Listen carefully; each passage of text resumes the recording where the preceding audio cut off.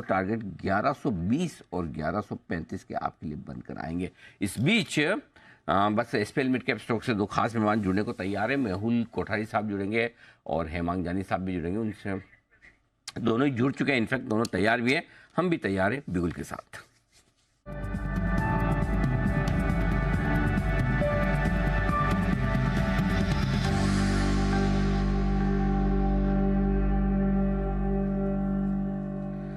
स्वागत है आप दोनों का, हेमांग सर और मेहुल जी, आप दोनों का बहुत बहुत स्वागत है।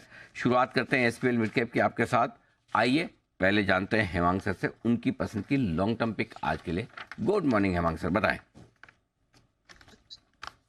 एसपीएल मिड कैप में जो पहला लॉन्ग टर्म पिक मैंने चुना है वो ऑटो एंसिलरी स्पेस से है। हालांकि मैं पहले भी ये स्टॉक दे चुका हूँ, बट अब लास्ट कुछ वीक में बड़ी मूवमेंट भी आई है और थोड़ा क्वार्टरली रिजल्ट के पर्सपेक्टिव से भी हम उसमें पॉजिटिव ट्रिगर्स देख रहे हैं, तो मैं आज उस पे कॉल दे रहा हूँ। Uno Minda is the name of the company और प्राइस टारगेट रहेगा 900 रुपीज, लगभग 19% की अपसाइड देख रहे हैं। तो बेसिकली 3 ट्रिगर्स है। एक तो क्वार्टरली नंबर्स में एक अच्छा सा हम ग्रोथ देख रहे हैं, लगभग 16 to 18% in the operating profit.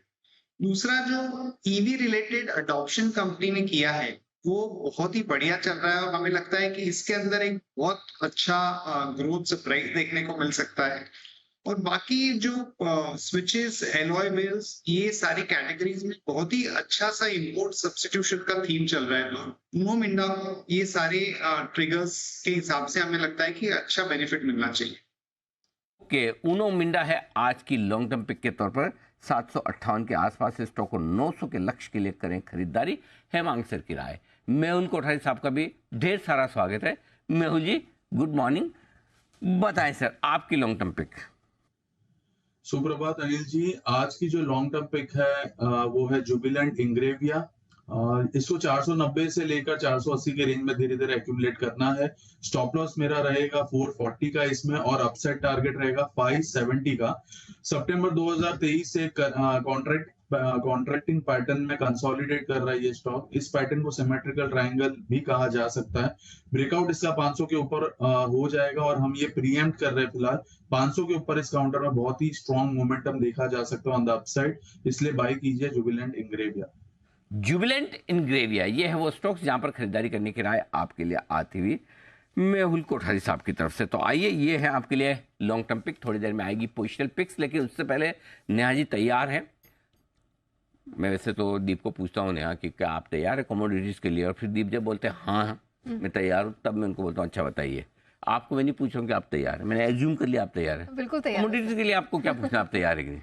Always ready ना? Always ready. चलिए बताइए कमोडिटी मार्केट तो सोने में नए रिकॉर्ड बन गए सर। जब हम बात कर रहे थे 71,150 नया रिकॉर्ड हाई सोने के मार्केट में बन चुका है। अंतर्राष्ट्रीय बाजार की तेजी का पूरा सपोर्ट है और अभी हम देख रहे हैं 200 रुपए की स्ट्रेंथ के साथ ट्रेड कर। आज खुलते ही हमने चांदी में भी कुछ नए हाईज बनते हुए देखे। चांदी भी 82,000 के पार निकलती हुई दिखाई दी है। तो रिकॉर्ड हाई लेवल्स पर हम चांदी में भी कारोबार होता हुआ देख रहे हैं। इंटरनेशनल मार्केट थोड़ा ऊपरी स्तरों से हल्का हुआ है, लेकिन घरेलू बाजार में अच्छी खासी स्ट्रेंथ बनी हुई है। स्ट्रेंथ और कहां पर है? हमने देखा कुछ मेटल स्टॉक्स, मेटल्स हैं यहाँ पर, उसमें भी अच्छी खासी स्ट्रेंथ दिख रही है। कच्चा तेल अपने आप को जस्ट होल्ड आउट कर रहा है क्योंकि इंटरनेशनल मार्केट में थोड़ा $90 के इर्द गिर्द ट्रेड हो रहा है, इस वजह से कोई बहुत क्लैरिटी नहीं है। और मेटल्स की अगर बात करें तो हम देख रहे हैं जिंक, एल्यूमिनियम, यहाँ पर हम थोड़ी सी सुस्ती, थोड़ा छोटे दायरे में ट्रेड होता हुआ देख रहे हैं। इंटरनेशनल मार्केट में अभी भी स्ट्रेंथ बरकरार है, तो इवेंचुअली इसका फायदा जरूर मिलेगा। और सर फोकस आज रहने वाला है ऑफकोर्स सोने पर। एक तो त्योहारी मौसम है और सोना आप कह सकते हैं कि पहले से ही त्योहार मना रहा है। जो रिकॉर्ड पर रिकॉर्ड हाई बनते चले जा रहे हैं उसमें स्ट्रेंथ है। गुड़ी पाड़वा के दिन सबसे महंगा सोना आज हम बिकता हुआ देख रहे हैं। रिकॉर्ड स्तरों पर सोने की डिमांड किस प्रकार की, क्योंकि आमतौर पर इतनी तेजी के बाद थोड़ी सी डिमांड लड़खड़ाती है, इसका जायजा हम लेंगे देश के अलग अलग शहरों से। देखिए गुड़ी पाड़वा पर हमारी खास पेशकश, रिकॉर्ड दाम कैसी मांग, 11:26 पर। ओके, तो गोल्ड पर विशेष कार्यक्रम, रिकॉर्ड दाम कैसी मांग, डिमांड है कि नहीं, ये जानने की कोशिश करेंगे हम आज के शो में 11:30 बजे। Very good. तो आज पूरा फोकस गोल्ड पे ही, नो कमोडिटी, एग्री कमोडिटीज कुछ नहीं। सर अभी एक्चुअली मसाले वसाले इन सब की आवक एंड ऑल शुरू हो गई है, तो कीमतें इनकी भी एलिवेटेड थी और बहुत उठापटक यहाँ पर भी थी, लेकिन आवक होने की वजह से अब क्या है कि इसकी कीमतें काफी हद तक कंट्रोल्ड है। चलिए बढ़िया है, बहुत बढ़िया। तो ये है आपके लिए विशेष कार्यक्रम जिसे आपको मिस नहीं करना है। मिस मत कीजिए 10 की कमाई के कुछ और बेहतरीन स्टॉक। 10 की कमाई का आपको स्टॉक दे दिया है एक तो उनो मिंडा सुदीप जी ने, अब कुणाल जी राकेश जी भी देने को तैयार हैं। वैसे तैयार हैं आप दोनों, तो मैं आपके पास आ जाऊँ, क्योंकि अब अलग अलग वाले में तो पूछना नहीं पड़ता, साथ वाले में पूछना पड़ता। तैयार है सब? बिल्कुल जी अनिल जी रेडी। नहीं है अनिल जी, हम हमेशा तैयार हैं। अनिल जी आप आइए तो, अनिल जी आपके इंतजार में दिल्ली, अनिल जी पूरा दिल्ली आपका इंतजार कर रहा है, आइए। ओके, तो मैं 10 की कमाई का स्टॉक लेने के लिए जाता हूँ दिल्ली। नेहा जी आगे का कार्यक्रम आप संभालें, आप बताएं सर।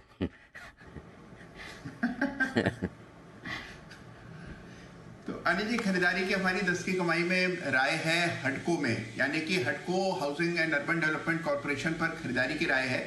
और उसकी वजह अनिल जी है कि स्टॉक में हालांकि बड़ी जबरदस्त हमने तेजी देखी, तेजी के बाद महीनों चला कंसोलिडेशन, और अब हमें लगता है कि उस कंसोलिडेशन से ये स्टॉक वापस से इमर्ज कर रहा है, तो वापस से इसमें एक ट्रेंड रिजम्पशन देखने को मिलेगा। और जो इसकी स्पीड रहती है, स्टॉक बड़ी तेज गति से चलता है, तो मध्यम से लंबी अवधि के लिए हमारी खरीदारी की राय है।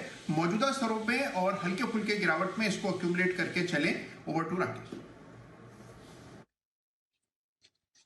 अनिल जी बेहतरीन टेक्निकल स्ट्रक्चर है, इन स्तरों पे हल्की फुल्की करेक्शन पे खरीदे हैं। स्टॉक लग रहा है कि गेयर अप हो रहा है एक बड़े अपमूव के लिए, तो कोई लंबा चौड़ा नजरिया नहीं बनाना है, 3-4 महीने का नजरिया बना के हुडको में निवेश करना है फॉर अ टारगेट ऑफ 260। यार आप दोनों के विचार बिल्कुल मिलते ही नहीं है, मतलब कितना मतभेद है, कितना मनभेद है। एक तो पहले आप लोग दोनों डिसाइड कीजिए कि स्टॉक कौन सा है। ये हडको बोलते हैं, आप हुडको बोलते हो। बंदे जी हम माने तो किसकी बात माने? अनिल जी देखिए बात तो मेरी माननी चाहिए, क्योंकि जो मैं बोलता हूँ अनिल जी, चाहे वो ठीक हो चाहे वो गलत हो, वो ना आम आदमी की समझ में आता है। हाँ। ये तो अनिल जी अब जैसे आप बोल रहे थे ना कि गाड़ी का मॉडल होता है, मोबाइल होता है और शादी होती है, आदमी को लगता है मॉडल बढ़िया हो जाएगा। हाँ। कुणाल जी को बताइए उनकी शादी हो चुकी है हुडको से, मतलब कि हुडको को हडको बोलने से उनके कहीं नंबर बढ़ने वाले नहीं है, ना ही उनका मॉडल चेंज होने वाला है। तो शांति से बैठे, हुडको को हुडको ही बोले अनिल जी। वैसे आपने मतलब खिंचाई तो अच्छी की, लेकिन ये बात यहाँ पर फिट नहीं हुई। फिट नहीं हुई, लेकिन हमें मजा तो जरूर आया।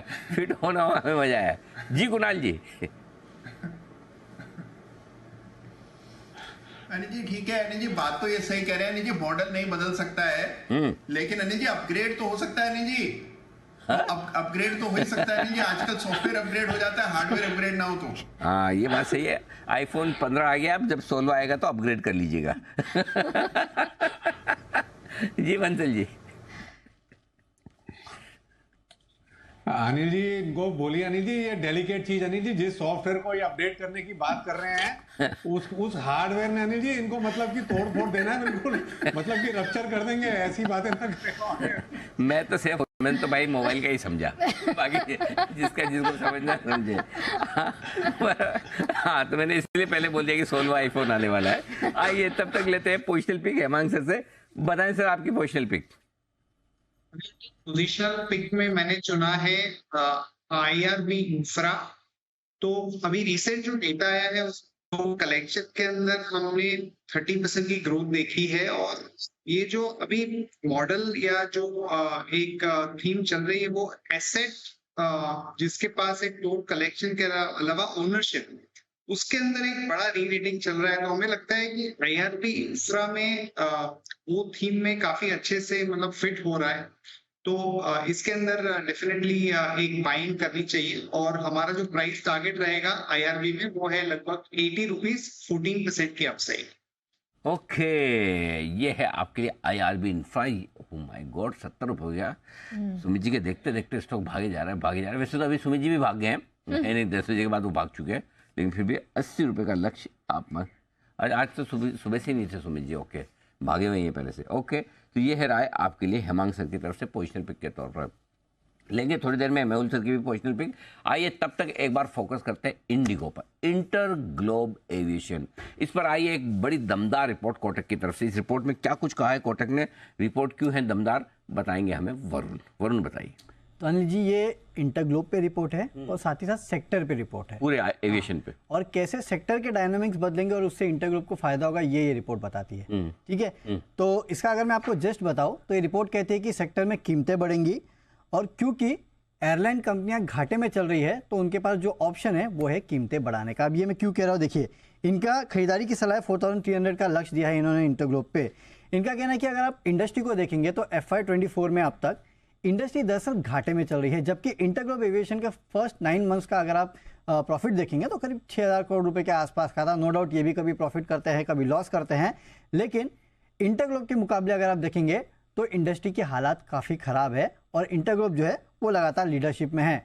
बाकी इंडस्ट्री को अगर आप देखेंगे तो वैसे ये इंटरनेशनल फ्लाइट्स चलाते हैं जहाँ पे वैसे भी पैसे ज़्यादा मिलते हैं, लेकिन उसके बावजूद अगर आप देखेंगे तो इंडस्ट्री घाटे में चल रही है, करीब 3 से 4 हज़ार करोड़ रुपए के आसपास के घाटे हैं। कुछ इनके पुराने घाटे हैं, कुछ स्ट्रक्चरल इश्यूज़ है और इसके चलते ये कंपनियाँ प्रॉफिट में नहीं आ पा रही है। मैं बाकी कंपनियों की बात कर रहा हूँ, इंटरग्लोब की नहीं।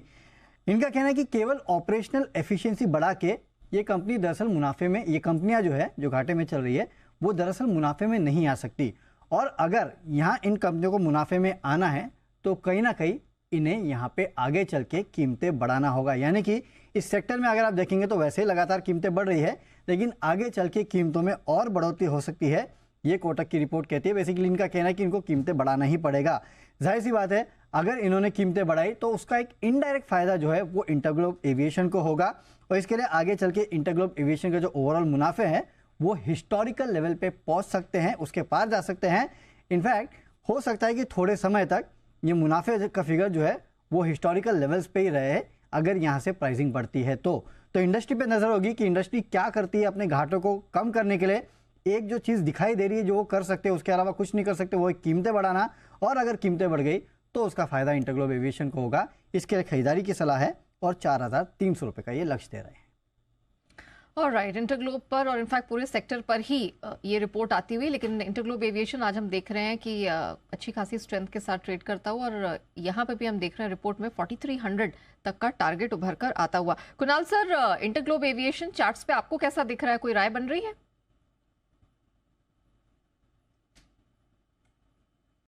स्टॉक को अगर आप देखें नेहा, तो मुझे लगता है कि ओवरऑल स्ट्रक्चर काफी मजबूत है। स्टॉक लगातार आउट परफॉर्म कर रहा है और एक ब्रेकआउट भी चार्ट पर देखने को मिला था और उसके बाद से तेजी बनी है, लेकिन अब यहाँ पर एक कंजेशन मुझे लगता है 3650 के आसपास। तो ये स्टॉक 3650 के लेवल्स पार करेगा तब इसमें एक नई तेजी देखने को मिलेगी। फिलहाल मेरी राय में जिनके पास पोजीशन है बने रहे, एक स्टॉप लॉस रख लें 3500 के आसपास, और फिलहाल मेरी होल्ड करने की राय 3500 के आसपास के स्टॉप लॉस और होल्ड करें। 3600 के ऊपर स्टॉक निकलता हुआ इंडिगो जबरदस्त एक्शन में आ चुका है और ये एक्शन भी गजब का होता दिख रहा है। तो वैसे भी एक तो विस्तारा के नुकसान का भी इनको फायदा तो मिल ही रहा है, नए एयरपोर्ट्स का फायदा, लोड फैक्टर बढ़ रहा है, पैसेंजर्स बढ़ रहे हैं। पिछले कुछ समय से आप देखिए ऑलमोस्ट एक महीने से लगातार रिपोर्ट्स आती है इंडिगो ग्रुप पे, कोई ना कोई प्राइस टारगेट बढ़ाया जा रहा है। मैं पहली बार फ्लाइट में 94 में बैठा था, 1994। उस ज़माने में मतलब खैर मैं तो कोई अलग रीजन से बैठा, लेकिन उस ज़माने में अगर डोमेस्टिक फ़्लाइट में किसी को जाना, मतलब किसी घर पे कुछ ऐसा एक्सीडेंट टाइप वाला मामला जाए, डेथ हो जाए, तो ही आदमी ऐसा। अच्छा, किस किस को यार, जैन साहब तो खैर चलो, जैन साहब नहीं तो वो तो डेट भी बता देते थे कौन सी डेट में कितनी बजे वाली फ्लाइट में कहाँ से कहाँ गया था। अच्छा, किसको यार, कौन सा आप पहली बार कौन से साल में फ्लाइट में बैठे, किसको याद है जरा मतलब? बंसल जी बताइए। अनिल जी पहले तो आपको सैल्यूट अनिल जी, आप जब बैठे 94 में, अनिल जी उस जमाने में तो एसी के अंदर, ट्रेन के अंदर बैठना वो लग्जरी अनिल जी, वो अफोर्डेबल नहीं था अनिल जी। तो मैं तो अनिल जी शादी के बाद ही बैठा हूँ अनिल जी, और मेरी वाइफ कहती है देखो तुमको अपग्रेड कर दिया है, पहले ट्रेन में घूमते थे अब प्लेन में घूम रहे हो अनिल जी। वाह क्या बात है, अपग्रेडेड तो दिख रहे हैं आप, लग भी रहे हैं मेरे को अपग्रेडेड। हालांकि मुझे ये नहीं पता आप पहले कैसे दिखते थे, कैसे रहते होंगे, लेकिन आपकी बातों से जरूर लग रहा है, मैं भरोसा कर भी रहा हूँ। जी बंसल जी। अनिल जी आज एक चीज बोलना चाहूंगा अनिल जी, देखिए आज तो स्पेशल डे है, 6 साल आपके हुए हैं, जैन साहब ने भी काफी अच्छा बोला, कुणाल जी ने भी बोला। अनिल जी एक रियल एक्सपीरियंस में मतलब कि सब लोगों के साथ आपका एक शेयर करना चाहता हूँ। If you remember once Anil ji, कुछ साल पहले एक दिल्ली में इवेंट हुआ था जिसमें अनुराग ठाकुर जी भी आए थे। तो उस इवेंट में ना अनिल जी ने मेरे को और कुणाल जी को स्पेशली बुलाया था, काफी मतलब कि बिग शॉट्स थे, इंडस्ट्रियलिस्ट थे, तो मैं और कुणाल जी ना अनिल जी को छोड़ के दूर भाग जाते थे कि Anil ji should carry on. तो अनिल जी ने हमें बुलाया था, पकड़ पकड़ के वापस बुलाते थे अनिल जी, मतलब कितना आपने ध्यान रखा था उस टाइम पर, इफ यू रिमेम्बर।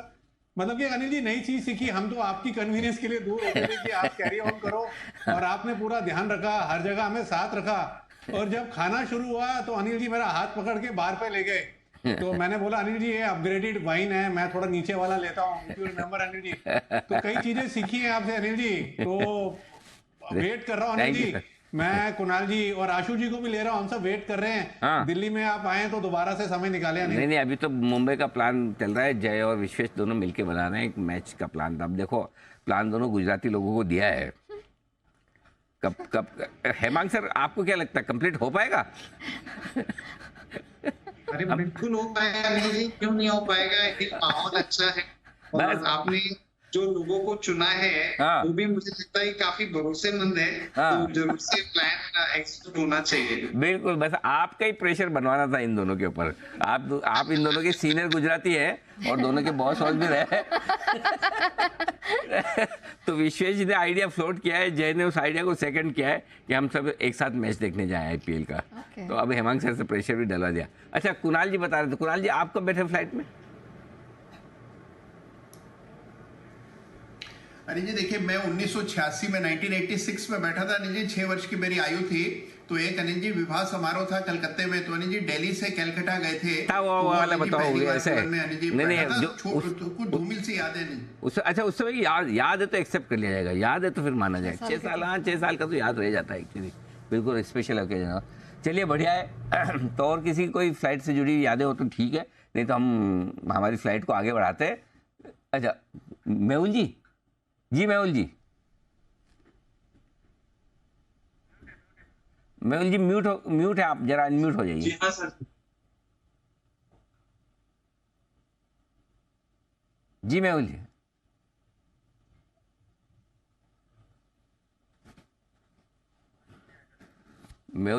मेहुल जी आप म्यूट थे शायद, आपकी आवाज हम तक पहुंच नहीं है, और अगर अनम्यूट है तो आप वापस बोल दीजिए। अनिल जी आपकी वॉइस थोड़ी ब्रेक हो रही है, आई गेस नेटवर्क का थोड़ा इशू है। ना मेरी फिर side। एकदम परफेक्ट है, आपकी तो परफेक्ट है, अगर हमारी करा दो तो कोई बात नहीं, आप तो बोल दो, हमें तो आपकी सुननी।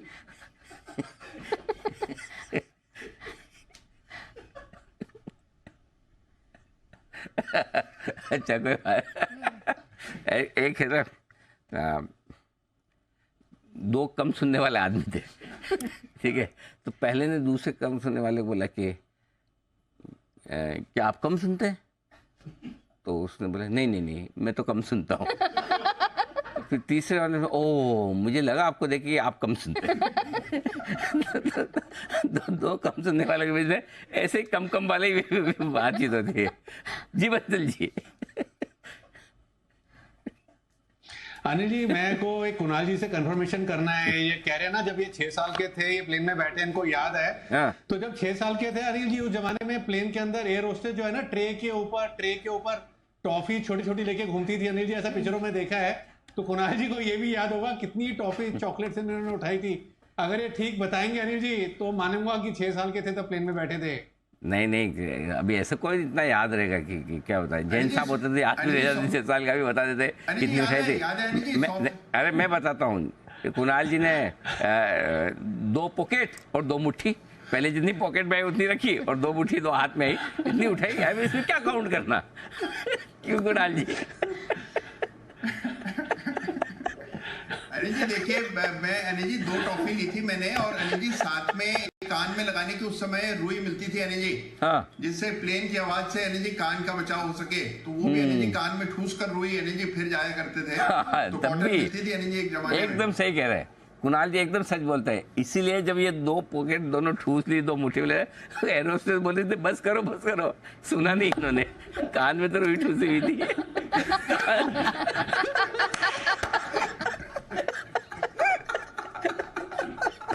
कहाँ से सुनेंगे कुणाल जी? चलिए हम थोड़ा आनंद करते हैं, तब तक मेहुल जी को काम पे लगाते हैं। मेहुल जी बताइए आपकी पोजिशनल पिक। जी आज की जो पोजिशनल पिक है वो है दिव्यानी इंटरनेशनल। दिव्यानी इंटरनेशनल तकरीबन 163 के आसपास ट्रेड कर रहा है। 163 से 160 के रेंज में इसमें खरीदारी करनी है। 147 का स्टॉप लॉस रहेगा। अपसाइड टारगेट है 185 का। Long term rising trend line से घूमा है ये काउंटर। वीकली और मंथली की बात करें तो एक रिवर्सल कैंडलस्टिक पैटर्न देखने को मिली है। काफी समय के बाद हायर टॉप और हायर बॉटम फॉर्मेशन हमें दिख रहा है विच कंफर्म्स रिवर्सल। सो खरीदारी की सलाह रहेगी दिव्यानी इंटरनेशनल।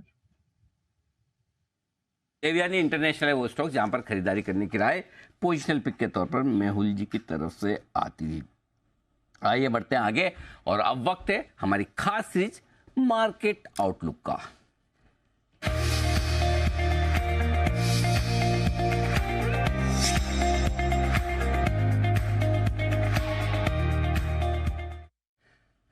देश के जाने माने टेक्निकल एक्सपर्ट और गोल्डी फ्लॉक्स प्रीमियम रिसर्च के फाउंडर और चीफ स्ट्रेटेजिस्ट गौतम शाह साहब कार्यक्रम में हो रहे हैं शामिल। गौतम जी बहुत बहुत स्वागत है आपका, धन्यवाद हमें समय देने के लिए। सबसे पहले सर आपको ढेर सारी बधाइयाँ देनी, पहले तो नए साल की बधाई, फिर नए रिकॉर्ड हाई की बधाई। और माहौल इतना बढ़िया फर्स्ट क्लास है, तेजी का सब इंडेक्स हाई बना रहे हैं। तो सर ऐसे खास दिन आप हमारे साथ जुड़े हैं, बहुत बहुत धन्यवाद समय देने के लिए। बताएं सर लाइफ टाइम हाई पर मूड माहौल कैसा है? Good morning. देखिए लाइफ टाइम हाई का तो माहौल है, no doubt about it. But अगर आप देखें कि पिछले 2 हफ्ते में जिस तरह की पार्टिसिपेशन इस मार्केट में रही है, आई थिंक उससे लोगों का कॉन्फिडेंस वापस आ गया है। क्योंकि जनवरी और फरवरी के महीने में हमने देखा कि मार्केट में इंटरनल करेक्शन बहुत बड़ी थी, 20 से 40% काफी स्टॉक्स गिरे। उसके कारण एक कंसर्न था कि निफ्टी और लार्ज कैप्स भी इवेंचुअली गिर जाएंगे क्या, मगर वो हुआ नहीं क्योंकि इंडिया ने ये करेक्शन को बहुत अच्छे से हैंडल किया एक साइडवेज जाके।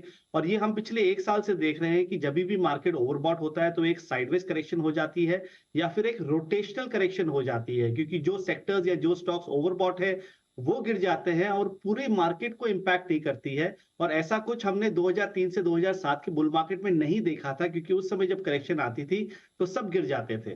तो अभी जिस तरह का रिबाउंड रहा है पिछले 2 हफ्तों में, लग रहा है कि मार्केट सेटअप अभी भी हेल्दी है। हम लाइफ टाइम हाइप्स पे हैं बट अभी भी हम ओवरबॉट नहीं हैं। सो यहाँ पर भी काफी पोटेंशियल है। इंडिया वैल्यूएशन के हिसाब से एक्सपेंसिव है नहीं, इंडिया का आउट परफॉर्मेंस दुनिया में काफी अच्छा है, लिक्विडिटी अभी भी स्ट्रांग है, अर्निंग्स अच्छे जा रहे हैं और अच्छे और जाने चाहिए। तो ये सब फैक्टर्स को ध्यान में रखते हुए मुझे लग रहा है कि तेजी बनी रहेगी। अप्रैल का महीना अच्छा रहना चाहिए और नए स्टॉक्स नए सेक्टर्स ऑफ मार्केट को है। बैंक्स में जिस तरह की कमबैक है, रिलायंस 3000 के आसपास चल रहा है, तो मुझे लग रहा है कि ये मार्केट एक बार 22,800 का लेवल अगर क्रॉस करता है जो एक इंपॉर्टेंट रेसिस्टेंस है, तो 23,500-600 तक आप आराम से जा सकते हैं। बट देखिए बुल मार्केट में नंबर्स इंपॉर्टेंट नहीं होता है, ये जरूरी है कि आप पार्टिसिपेट करें, अच्छे स्टॉक्स में रहे, अच्छे सेक्टर्स में रहे, पैसा अपने आप बन जाता है। ओके, इन्वेस्टेड रहें, पैसा बनेगा अपने आप। 23,500 तक के टारगेट्स आपके लिए आते हुए दिख रहे हैं निफ्टी में भी। जरा बैंक निफ्टी पर भी राय दीजिए, क्योंकि दिसंबर के बाद अब जाकर बैंक निफ्टी ने हाई बनाया है। निफ्टी तो कब से ही मजबूती दिखा रहा था, लेकिन बैंक निफ्टी समय लगा रहा था, इसका क्या मतलब निकले? देखिए 6-8 महीने से बैंक निफ्टी एक रेंज में रहा है, नीचे में 46,500, ऊपर में 48,500, और इस रेंज में एक पेंडुलम की तरह बैंक निफ्टी ने रहा। और प्रॉब्लम क्या था कि एचडीएफसी बैंक, क्योंकि वो स्टॉक नहीं चलता था, उसके कारण बैंक निफ्टी चल ही नहीं पा रहा था। एचडीएफसी बैंक में अच्छी 100 से 150 रुपए की मूवमेंट नीचे की तरफ से आई है, उसके कारण बैंक निफ्टी अब अपने लाइफ टाइम हाइज के आसपास है 48,500। और एक बार ये नंबर निकलता है तो हमारा टारगेट्स काफी बड़ा है, क्योंकि bank Nifty will now cover up for the under performance. तो नियर टर्म टारगेट तो 50,000 का है, बट अगर आप थोड़ा सा मीडियम टर्म के हिसाब से सोचे तो यहां से 4,000 पॉइंट की तेजी आ सकती है। 52,500 तक बैंक निफ्टी जा सकता है, और this will be led by SBI, ICICI bank और एचडीएफसी, क्योंकि ये सब इतने बड़े स्टॉक्स हो गए हैं कि अगर ये 5-7-10% भी चल जाएंगे ना, तो बैंक निफ्टी में अच्छी तेजी आएगी। सो बैंक निफ्टी का लीडरशिप पूरे बाजार के लिए अच्छा है, और मुझे लग रहा है कि बैंक्स और रिलायंस मिलके इस बाजार को स्टेबल रखेंगे। चलिए, ये बहुत अच्छी बात कही आपने। बैंक्स और रिलायंस दो बड़े दिग्गज दिख रहे हैं जो निफ्टी को सपोर्ट देने के लिए तैयार है। कुछ सेक्टर्स अब ऑफ लेट ब्रेकआउट कर रहे हैं लाइफ हाई के ऊपर, जैसे कि कल ऑटो सेक्टर की तरफ से आता हुआ दिखा है। क्या आपकी स्टडी है, क्या कुछ जैसे पीएसयू स्टॉक्स हुए, बाद में फार्मा हुए, आईटी हुए, जो लाइफ टाइम हाई के ऊपर ब्रेकआउट देते हैं, क्या कुछ और बड़ी तेजी का संकेत देते हैं? ऐसा कुछ हो सकता है? यदि हाँ, तो किन सेक्टर्स में?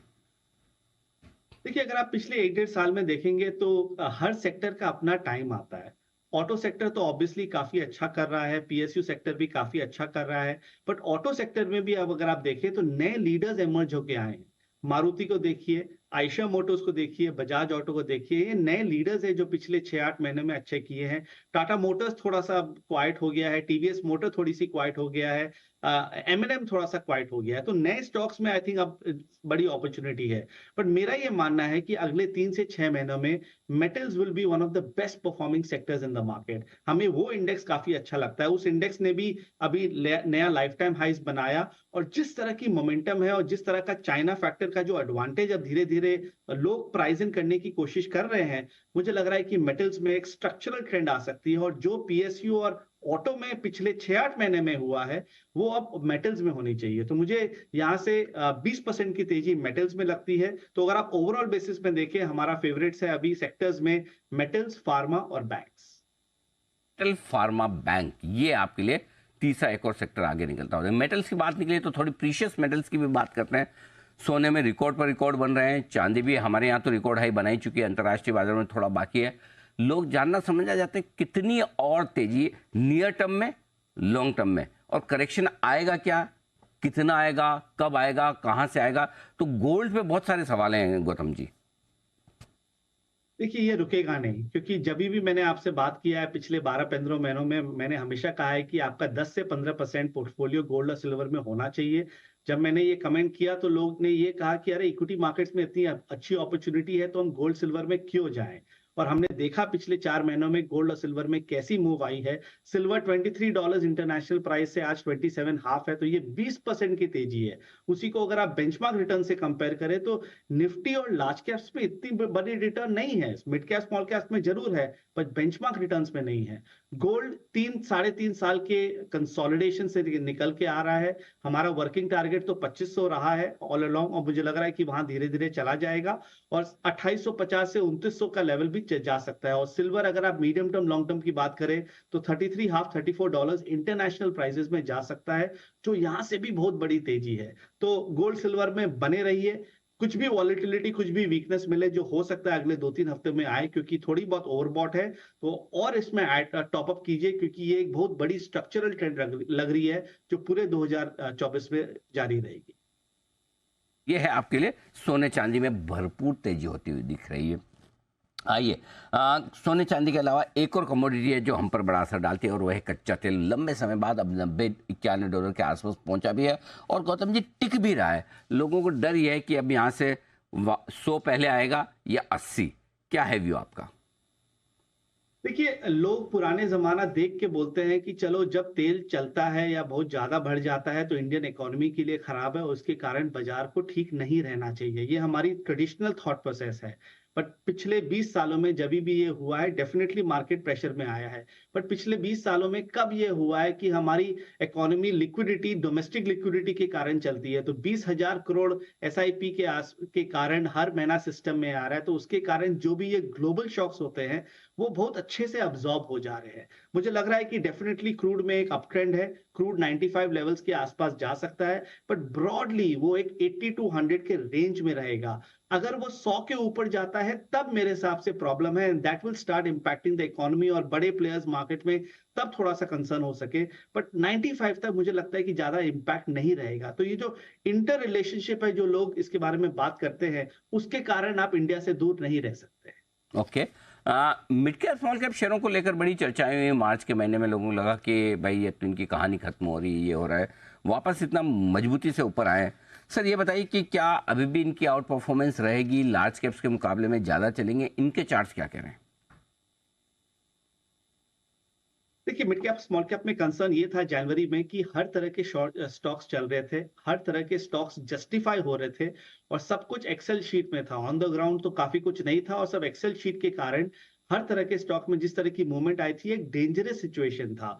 और उस डेंजरस सिचुएशन को करेक्ट करने के लिए मार्केट में अच्छी इंटरनल करेक्शन हुई, जिसको गिरना था वो गिरे, और जो टॉप क्वालिटी मिड कैप्स और स्मॉल कैप्स है जहां पर इंस्टीट्यूशनल इंटरेस्ट है वो एकदम बने रहे, और वो जैसे ही बाजार स्टेबल हुआ वो वापस आ चुके हैं। इंडियन होटल्स को देख लीजिए, 610-20 पे चल रहा है, लाइफ टाइम हाइस पे चल रहा है, कोई इंपैक्ट ही नहीं है मार्केट करेक्शन का। तो मिड कैप स्मॉल कैप का आउट परफॉर्मेंस जारी रहेगा। ये जो क्लीन अप से हम निकल रहे हैं, मुझे लग रहा है कि यहां से और 10-12%, 15% की इंडेक्स में तेजी रहेगी।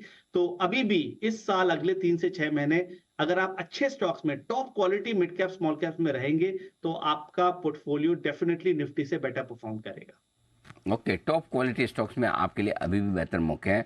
अब बताएं गौतम जी, आपकी पसंद के अगर कोई स्टॉक्स हैं जो आपको अच्छे लग रहे हैं या खराब लग रहे हैं चार्ट पर, तो जरा वो सजेस्ट कीजिए।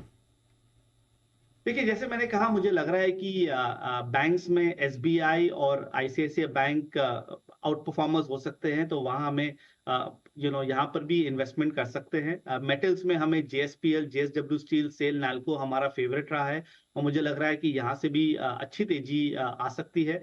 फार्मा में हमें डॉक्टर रेड्डी, सिप्ला और सन फार्मा अच्छा लगता है, और मुझे लग रहा है कि ये सारे शेयरों में 15 से 20% की तेजी यहाँ से आ सकती है। वही अगर आप निफ्टी की बात करें तो देखिए 10% इंडेक्स को भरना थोड़ा सा डिफिकल्ट है। मार्केट धीरे धीरे एक एक स्टेप लेके आगे बढ़ रहा है, पर ये सब शेयरों और ये सब सेक्टर्स में अगर आपका पोर्टफोलियो रहेगा तो आप डेफिनेटली आउट परफॉर्म करेंगे। ठीक बात है, तो ये आपके लिए पूरा का पूरा एक्शन। गौतम जी, बहुत बहुत धन्यवाद आपका समय देने के लिए, और सभी कमोडिटीज़ पे, इंडाइसेस पे और स्टॉक्स पर अपनी राय हमारे दर्शकों के सामने रखने के लिए। Thank you so much sir. जल्द आपसे फिर होगी मुलाकात। आइए इस बीच बढ़ते आगे और अब फोकस करते हैं एक छोटे से ब्रेक पर, क्योंकि ब्रेक के बाद हमें फोकस करना है 2 शॉर्ट टर्म पिक्स पर। जल्दी लौट लीजिए। स्वागत है आप सबका 10 की कमाई में, और आइए अब वक्त न्यूज पर व्यूज सेगमेंट का।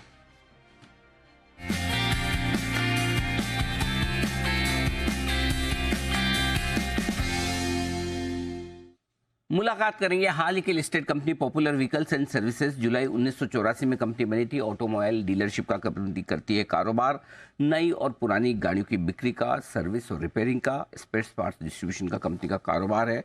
और सारी जितनी बड़ी दिग्गज ब्रांड आपको नजर आती, जो कंपनियों की गाड़ियाँ आपको दिखती है, इनकी सबकी कहीं न कहीं बिजनेस एसोसिएशन पॉपुलर की है। 4 राज्यों में इनके 61 से ज़्यादा शोरूम है। और अभी हाल ही में 19 मार्च को, मतलब कितना मुश्किल से महीना भर भी नहीं हुआ, ये कंपनी लिस्ट हुई थी। आइए, कल बाजार बंद होने के बाद आए हैं कंपनी के नतीजे, नहीं बाजार के दौरान आए, करीबन 2 बजे के आसपास नतीजे आए थे। मैं आपके सामने रख दूं। आय में 16% की रही है बढ़त, कामकाजी मुनाफा 23% बढ़कर आया, मार्जिन 4.1% से बढ़कर 4.3%, और मुनाफा 45% बढ़कर पहुंचा है 16 करोड़। यानी कि सभी पैरामीटर्स पर दमदार नतीजे पेश किए हैं कंपनी ने। और इसी पर बातचीत करने के लिए हमारे साथ कार्यक्रम में शामिल हो रहे हैं mister John Varghese, chartered accountant हैं आप, और कलकत्ता यूनिवर्सिटी से सर ने बीकॉम की डिग्री हासिल की है, और कंपनी के आप सीईओ भी हैं। वर्गीस साहब, बहुत बहुत स्वागत है आपका। धन्यवाद सर हमें समय देने के लिए। सबसे पहले आपको बधाई, बढ़िया दमदार नंबर्स दिख रहे हैं हर एक पैरामीटर्स पे, अच्छा क्वार्टर नजर आ रहा है आपका। ये बताएं सर, इस ग्रोथ के पीछे क्या खास ट्रिगर्स रहे हैं?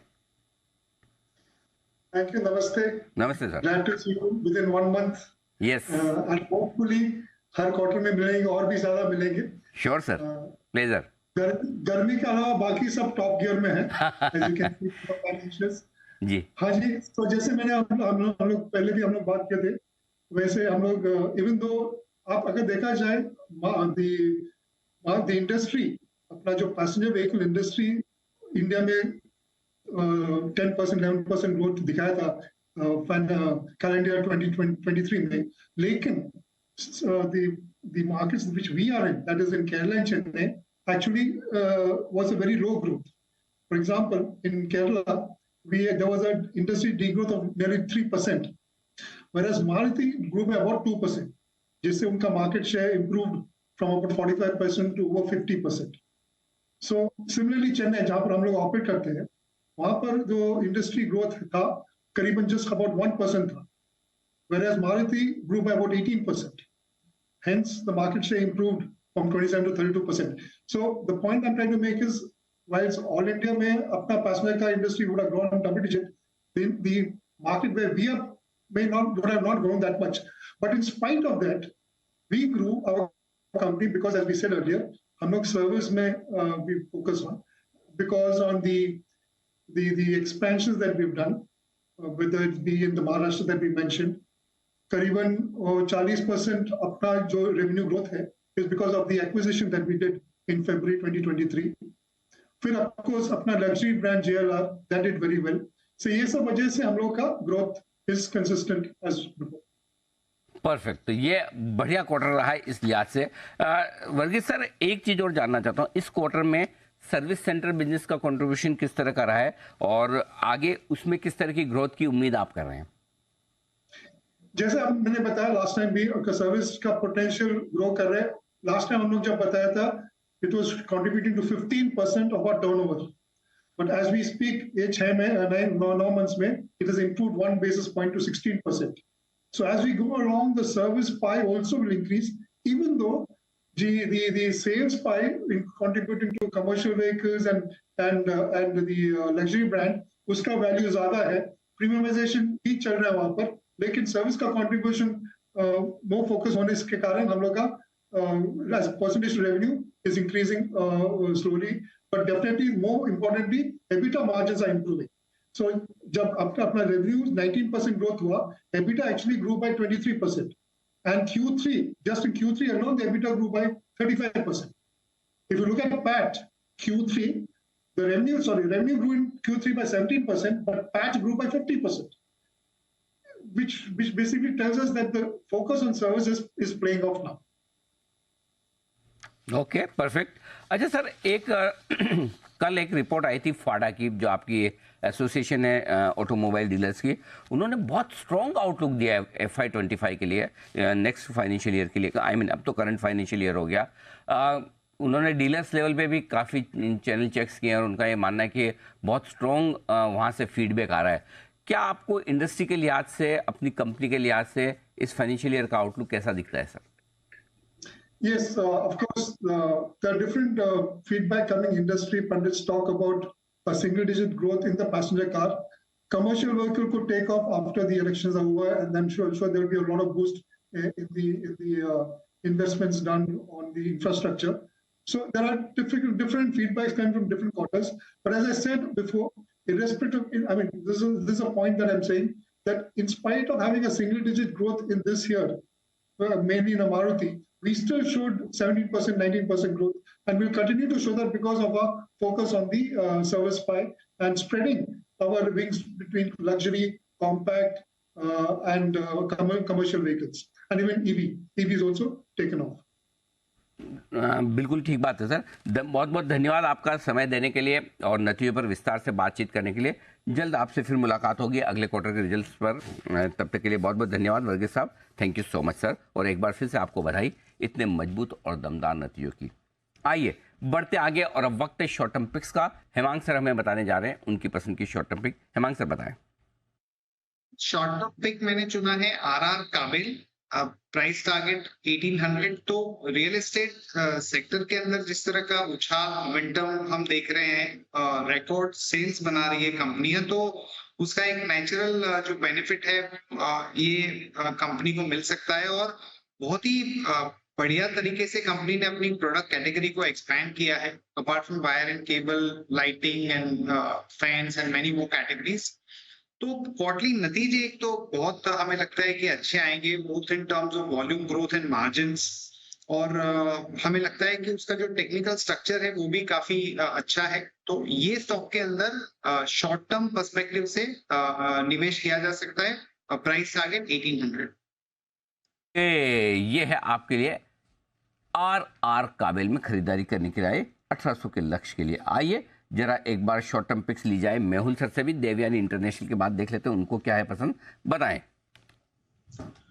सर जी, आज की जो हमारी शॉर्ट टर्म पिक है that is Castrol India. Castrol India 215 के आसपास खरीदारी की सलाह रहेगी। 204 का इसमें स्टॉप लॉस लगा के चलना है। 235 का अपसाइड टारगेट रहेगा।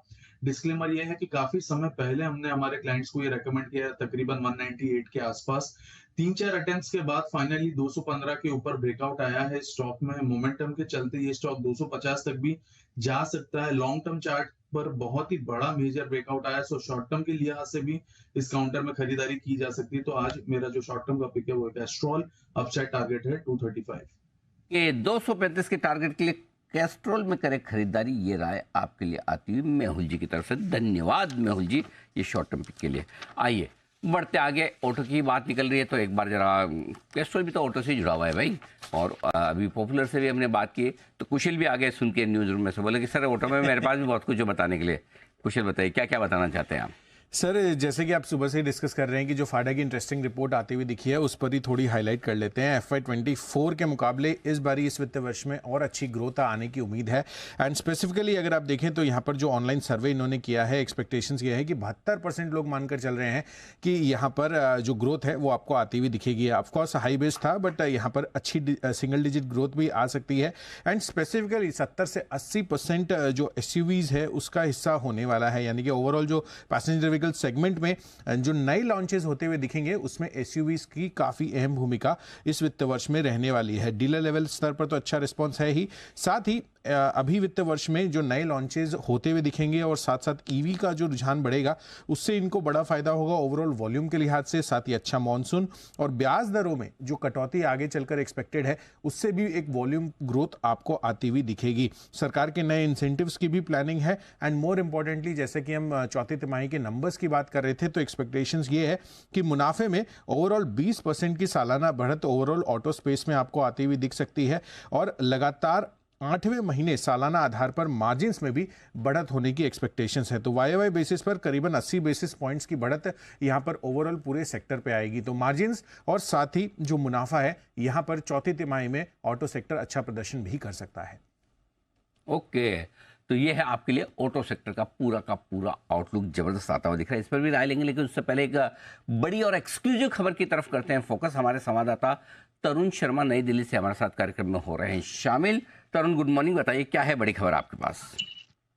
Sir good morning. जो खबर है वो MCX को लेकर है। सर MCX ने सेबी के पास अपनी एक रिक्वेस्ट डाली थी कि वो क्रूड ऑयल और नेचुरल गैस के जो मिनी कॉन्ट्रैक्ट्स है उसमें ऑप्शंस स्टार्ट करना चाहते हैं, और सेबी ने उस रिक्वेस्ट को मान लिया है। सेबी ने दोनों ही मिनी कॉन्ट्रैक्ट्स पे ऑप्शन की मंजूरी दे दी है। और जो हमारे सोर्सेज हैं, जो मार्केट सोर्सेज हैं, उनसे ये पता लग रहा है कि जो MCX है वो इस क्वार्टर के अंदर क्रूड और नेचुरल गैस के जो मिनी कॉन्ट्रैक्ट्स हैं उसके ऑप्शंस को लॉन्च भी कर सकता है। तो एक ये बड़ा मार्केट यहाँ पे खुलता हुआ दिखाई देगा MCX के लिए, क्योंकि यदि हम पिछले कुछ महीनों का यदि ट्रेंड देखें तो जो ऑप्शंस ट्रेडिंग है MCX के ओवरऑल पोर्टफोलियो में वो तकरीबन 50% के आसपास पहुंच गई है। जो जहां पहले लोग फ्यूचर्स में ट्रेड करते थे वहां पे अब ज्यादा जो रुझान है वो ऑप्शंस की तरफ बढ़ता हुआ जा रहा है। इसी वजह से MCX ने सेबी के पास मिनी कॉन्ट्रैक्ट्स के लिए ऑप्शंस की मंजूरी मांगी थी और वो मंजूरी मिली है। इससे क्या होगा कि जो छोटे कॉन्ट्रैक्ट्स हैं उन पे अब डिटेल निवेशक जो हैं वो ट्रेड कर पाएंगे। तो एक बड़ा मार्केट यहाँ पे खुलता हुआ दिखाई देगा। तो ये बड़ा डेवलपमेंट होता हुआ दिख रहा है आपके लिए MCX को लेकर, और इसमें खबर जो है वो बहुत इंपॉर्टेंट है जो आपको बता रहे हैं तरुण। क्या चीज़ इंपॉर्टेंट है? क्रूड और नेचुरल गैस, इनके मिनी कॉन्ट्रैक्ट के ऑप्शंस को मंजूरी मिल चुकी है, पहली चीज़। और इसी तिमाही में ये मिनी कॉन्ट्रैक्ट के ऑप्शंस लॉन्च किए जाएंगे। मिनी कॉन्ट्रैक्ट ट्रेड होते हैं, अब ऑप्शंस लॉन्च किए जाएंगे। ये ठीक वैसे उसी तरह का मामला जैसे BSE ने अपने सेंसेक्स के ऑप्शंस लॉन्च किए थे और उसके बाद जो वॉल्यूम्स बढ़ा, कमोबेश आप इसको उस तरीके से देख सकते हैं। और मैं ऐसा क्यों कह रहा हूँ उसका एक कारण आपको बताता हूँ। दुनिया भर में कमोडिटी मार्केट में लगभग 27-28% वॉल्यूम आपका क्रूड और नेचुरल गैस के कॉन्ट्रैक्ट्स में होता है। तो जाहिर सी बात है जितना स्मॉल कॉन्ट्रैक्ट होगा, एक तो मिनी कॉन्ट्रैक्ट है उसके साथ ऑप्शंस की है, तो ये इनके लिए एक बड़ा गेम चेंजिंग वाला और वॉल्यूम ड्राइव करने वाला हो सकता है। और वैसे भी ऑप्शंस का वॉल्यूम MCX में जो पिछले क्वार्टर में बढ़ने लगा है सिमिलरली, क्योंकि जो लोग इक्विटी ऑप्शंस में ट्रेड करते हैं वही ट्रेड उनको अगर कमोडिटी ऑप्शंस में भी मिल रहा है तो वो बड़ा एक गोल्ड में 22-23% का मार्केट शेयर है। गोल्ड से भी ज़्यादा ऑप्शंस जो ट्रेड होते हैं वर्ल्ड वाइड 27-28% किसी एक सिंगल कमोडिटी में, तो क्रूड और नेचुरल गैस है। तो उस लिहाज से MCX के लिए ये बड़ा गेम चेंजर हो सकता है। वैसे भी MCX हमारी रिकमेंडेशन लिस्ट में रही है और हमें लगता है कि हमारे दोनों ही BSE और MCX दोनों ही एक्सचेंजेस पर बहुत ही बुलिश व्यू है। हमें लगता है MCX भी इवेंचुअली 4000 तक जल्दी जाने की कोशिश करेगा और उसके बाद भी मजबूत रह सकता है। तो ये बड़ा डेवलपमेंट होता हुआ दिख रहा है। जरा एक बार इसके चार्ट्स पर भी राय ली जाए। जय हमारे साथ है। जय, जरा MCX के चार्ट्स आप देखें। अरे जी, काफी बढ़िया है, मैं कहूंगा ये स्टॉक। इसमें जो रीसेंट करेक्शन एनर्जी आया था, seems to have got over, और मुझे ऐसा लग रहा है कि इमीडिएट बेसिस पर 3900 तक मुझे कोई बड़ा एनर्जी रेजिस्टेंस ये स्टॉक में नहीं नजर आ रहा। तो अभी तो 3636 37 के आसपास स्पॉट में ट्रेड कर रहा है energy. 3900 would eventually get it up by almost 300 points energy, मतलब 275 के 265 पॉइंट की अपसाइड आपको यहाँ से मिनिमम देखने मिल सकती है। एमसीएक्स में अच्छा ओवरऑल एक कमबैक किया है ये स्टॉक ने, और I think short term correction over हो चुका है, एक क्लियर अप ट्रेंड में है ये stock. Okay, clear up trend में है और यहाँ से भी बढ़िया अपसाइड आपको बनती हुई दिख सकती है। 3900 तक रास्ता साफ है एम6 के लिए, ये है आपके लिए राइट। बहुत बढ़िया, धन्यवाद तरुण, धन्यवाद जय, आपका ये पूरे ओपिनियन देने के लिए। और इस बीच बाजार मजबूती के साथ 22,750 के आसपास निफ्टी पर है, 325 अंक ऊपर 75,000 के ऊपर सेंसेक्स पर है, और निफ्टी बैंक 300 अंक मजबूती के साथ ट्रेड करते हुए आपको नजर आएंगे इस वक्त 48,000। ओहो, निफ्टी बैंक पिछले कुछ मिनटों में बड़ी तेजी से दौड़कर 49,000 की तरफ तेजी से बढ़ता हुआ दिख रहा है। मिड कैप स्मॉल कैप शेयरों की तेजी और बेहतर और मजबूत होती हुई दिख रही है। एंजॉय, हैव फन, वाह। आइए विदा लेने का वक्त है। कुणाल जी, जय ठक्कर साहब, मेहुल कोठारी साहब, हेमांग जानी साहब और वागले साहब, बंसल जी, अच्छा बंसल जी भी है, मुझे लगा बंसल जी है नहीं। ओके, आप सबका बहुत बहुत धन्यवाद। दोपहर के शो में आप सबसे फिर होगी मुलाकात, तब तक मुझे इजाजत दीजिए। देश के प्रति सम्मान के साथ करेंगे हम शो का समापन। आइए, जय Hind.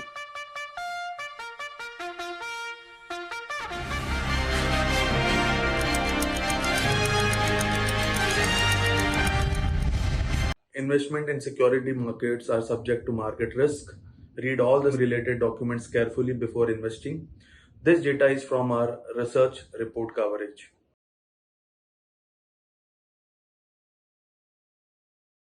Investment in securities market are subject to market risks. Read all the related documents carefully before investing.